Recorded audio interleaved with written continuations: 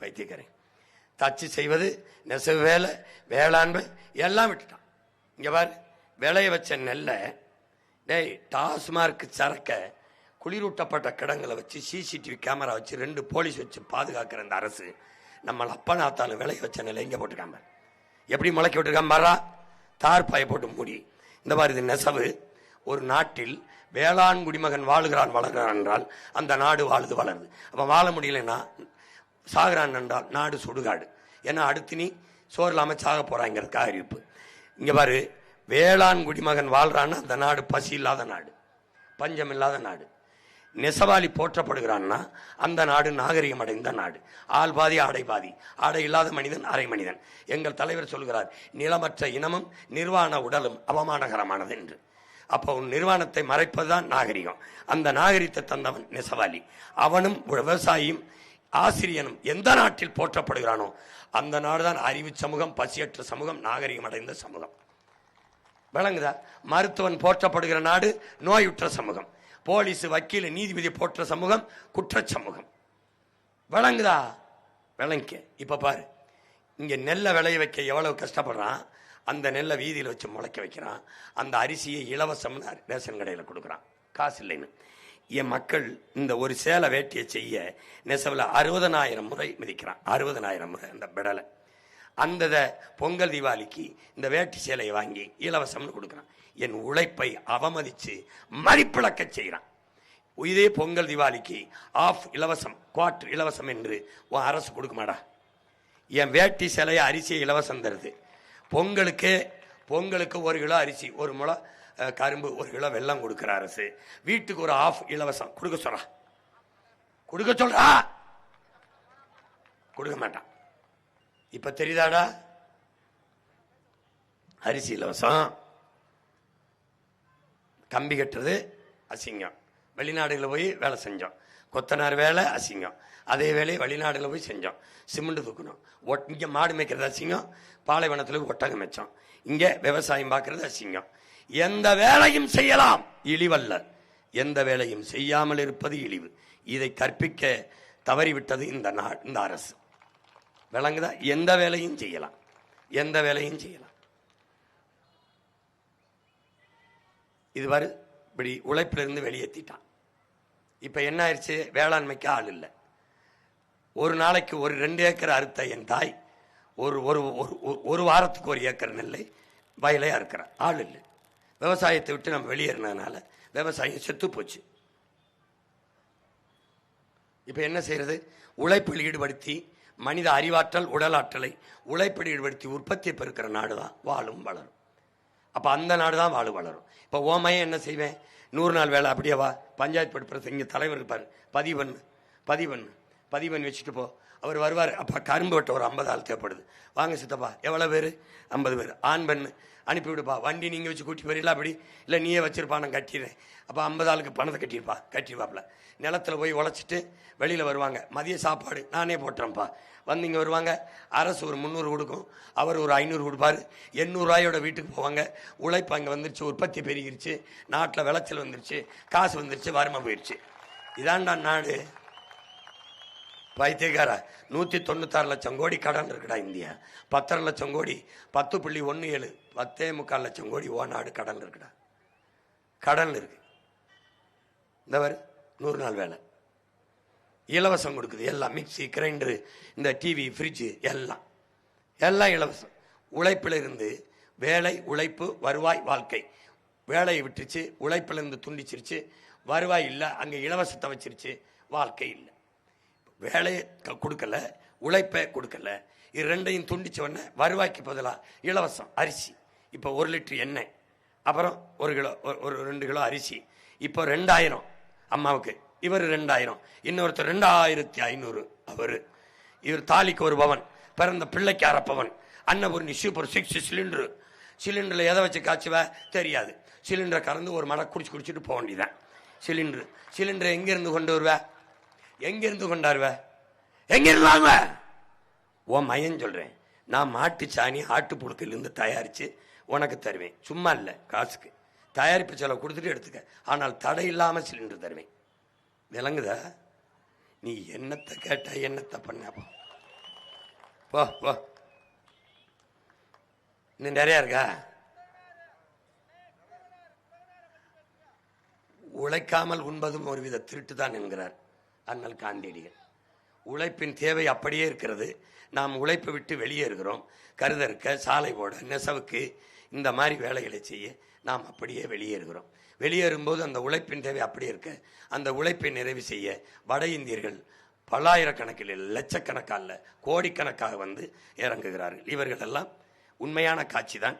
வட இந்தியாவிலிருந்து ஒரு நாளைக்கு 5000, 2000, 3000, 10,000 என்று வந்து இறங்குகிறார்கள். நம்மூர் ரயில்வே ஸ்டேஷன் தான். இறங்கி வந்து இங்கே வேலைக்கு வருகிறார்கள். அவர்கள் இங்கே வீடு வாடகைக்கு எடுக்கிறார்கள், இங்கே குடியேறுகிறார்கள். குடும்ப அட்டை கொடுக்க சொல்லிருச்சு. ஒரே நாடு ஒரே ரேஷன் கார்டு. வாக்குரிமை எஸ்ஐஆர்னு கொடுத்து ஓட்டு கொடுத்து விட்டது. இன்னைக்கு அவன் குறைந்த கூலி வேலை செய்வான், தவிர்க்க முடியாத கூலி வேலை செய்வான். 500 ரூபாய்க்கு வந்தவன் 5000 என்று கேட்டால் உன்னால் தவிர்க்க முடியாது, கொடுக்க வேண்டும். இன்னைக்கு கூலி 10 ஆண்டுகளில் முதலாளி, நீ கூலி. இதுதான் வரலாறு. உலகெங்கு நடந்திருக்கு. சாலை போடுவது அவன் தான், நெல்லறுப்பவன் அவன் தான், எல்லா வேலையும். நீ இங்கே உட்கார்ந்துருக்கான், அவன் இங்கே வேலை செஞ்சிருக்கான். காலையில் டாஸ்மார்க் கடையில் எங்கால் நிற்கிறான், அவன் தொப்பியை போட்டு கட்டட வேலைக்கு போயிட்டு இருக்கான். எத்தனை ஆயிரம் பேர் நிற்கிறான். இது ஒரு படையெடுப்பு. போர் எடுத்துக்கிட்டு குதிரைப்படை, யானைப்படை, பீரங்கி கொண்டு வந்தால் நாட்டை பிடிக்கணும்னு இல்லை. இப்படி வந்தும் பிடிக்க முடியும். அப்படி வந்துதான் இலங்கையை பிடித்தார்கள். இப்படி வந்து இப்ப பிடிப்பார்கள். இந்தியா முழுமைக்கும், இந்த துணைக்கண்ட முழுமைக்கும் பரவி வந்த நீ காலடியில் குறுக காரணம் இப்படித்தான். இப்போது பார், இது இந்தி பேசுகிற இன்னொரு மாநிலமாக மாறும்.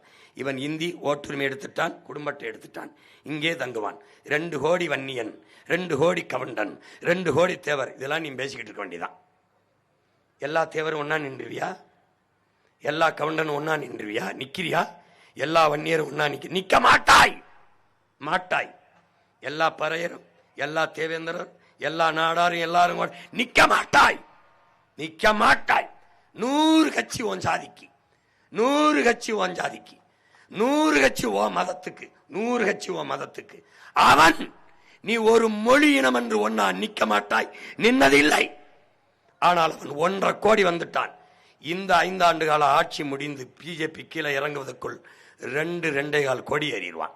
ஏறிவிட்டால் அவன் ஓட்டுரிமை எடுத்து விட்டால் இந்த நாட்டின் அரசியலும் அதிகாரமும் அவனுக்கு போகும். இப்பவே எல்லா இடத்துலையும் இந்தி இருக்கு. டீ குடிக்கப்போ, முடிவெட்டப்போ, தேநீர் கடை, எல்லா கடையிலையுமே அவன் இருப்பான். அவன் இருப்பான் எங்க வேணாலும் போ. ஏன் நான் வாழ்ற சென்னையில் பிச்சை எடுக்கிறது வட இந்திய பெண்கள் தான். நான் முடிவு பண்ணிட்டேன், பிச்சை எடுக்கிற வேலை கூட இனி நமக்கு கிடையாது. அதுலேயும் வந்துட்டான். இப்போ 2 கோடி, இது நம்ம பேசிக்கிட்டு இருப்போம். இப்போ என்னன்னா, அவன் 2 கோடி பேரும் இந்திக்காரன் ஒரே மொழியில் இந்தி என்ற அடிப்படையில் ஒன்னாயிருவான். ஓட்டை போட்டு ஒருத்தனை தேர்வு செஞ்சிருவான். நீ நாட்டிலிருந்து நக்கிக்கிட்டு நிற்ப, அவன் நாட்டை ஆண்டுகிட்டு இருப்பான். நீ இங்கே பாரு, நீ சாதியாக ஒன்றா இருக்க மாட்ட, மதமாகவும் ஒன்றா இருக்க மாட்ட, மொழி இனமாகவும் ஒன்றா இருக்க மாட்ட. இங்கே இதான் பிரச்சனை. நீ சாதிக்கு அடிச்சு கிடப்ப, மதத்துக்கு அடிச்சு கிடப்ப. எங்க நின்றுக? என்ன நின்றுக? உனக்கு கற்பிக்கலையா? சாதி மதங்களை பாரோம், உயர் ஜென்மம் இத்தேசத்தில் எய்தினராயினும் வேதியராயினும் ஒன்றே வேறு குலத்தவராயினும் பாரதி பாடினா. சாதியில் இல்லையடி பாப்பா, குலத்தாழ்ச்சி உயர்ச்சி சொல்ல பாவம்னு பாடினா. கேட்டியா? யாரு மேலே கீறினாலும் ரத்தம் ஒன்று தான், ஆக மொத்தம் நீ நானும் 10 தான் நம்ம தாத்தா பட்டுக்கோட்டை பாடினா. கேட்டியா? பிறப்பு ஒக்கும் எல்லாம் இருக்கு. நான் படிச்சியா? சார் கடவுள் வெறி, சமய வெறி, கண்ணல்லிகர் தமிழுக்கு நோய் நோய் நோயே இடை வந்த சாதி எனும் இடர் ஒளிந்தால் ஆள்வது நம் தாய் தாய் தாய் என்ன. எந்த தாய்? தமிழ் தாய். படிச்சியா நீ? என்னத்த படிச்சு அளவு கூட்டின? போ போ போ, நேரம் ஆகுது, வேற ஊருக்கு போகணும். கத்தி கத்தி சாகிறது ஏன் இவன் பிறப்புனா, வட இந்தியா ஒன்னா நிற்பான். எப்படி நிற்கிறான் பார். நீ எழுதி வச்சுக்கடா, நான் சத்தியத்தின் மகன்டா, பிரபாகர மகன் சொல்றேன்டா. ஒரு நாள் இதே ஆட்சிகளை நீ நீட்டிக்க வச்சிருந்தால் ஈழத்தில் நம்மளை அடிச்சு சிங்கள விரட்டின மாதிரி இங்க அடிப்பான். அங்க அடிச்சு விரட்ட அகதியா நிக்கவாது ஒரு இடம் இருந்தது. இங்க விரட்டினா நீ எங்க போய் நிப்ப? வழியே கிடையாது. ஒரு நாள் உன்னை அடிப்பான். இப்பவே போலீஸ் அடிக்கிறான். போலீஸே ஒன்றும் செய்ய முடியல. உன்னை அடிப்பான். அன்னைக்கு நீ என்னை தேடுவ. நான் போதிக்கும் போது உனக்கு புரியாது, உனக்கு பாதிக்கும் போது புரியும். அப்ப என்னை தேடுவேன். நீ என்னை தேர்ந்தெடுத்து வச்சிரு. எந்த ட்ரெயின்ல ஏறினானோ அந்த ட்ரெயின்லே ஏற போய்வா. நிலத்தை இழந்தால் வளத்தை இழப்போம், வளத்தை இழந்தால் இனத்தை இழப்போம், அடிமையாகும். இப்படிதான் உலகம்பரா வரலாறு. இப்ப நீ என்ன செய்வாய் தம்பி? திறன் மேம்பாட்டு பயிற்சி, டாஸ்மார்க்கை மூடிடுவேன், நல்ல கல்வியை கொடுப்பேன், நூலகம் திறப்பேன், உடற்பயிற்சி கூட என் பிள்ளைகளுக்கு நல்லா அவனவன் திறனுக்கேற்ப திறன் மேம்பாட்டு பயிற்சி கொடுப்பேன். அரசு அப்படி பதிவு பண்ணி வச்சுக்கிறோம். எல்லா வேலைகளுக்கும் அரசே அனுப்பும். என் பிள்ளைகளுக்கு அரசு பாதுகாப்போட வேலைக்கு அனுப்பும்.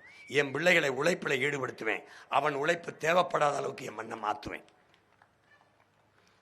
மாற்றி காட்டுவேன். நீ நம்பு, என்னை நம்பு. யாரையும் நம்பிட்ட, நாய் பையெல்லாம் நம்பிட்ட, சொந்த மகனை நம்ப மாட்டேங்கிற, வந்தவனையெல்லாம் நம்பிட்ட. போப்பா, முடியுதா? அதான் நான் சொல்றேன், ஈழத்தில் நடந்தது நாளைக்கு இங்க நடக்கும்.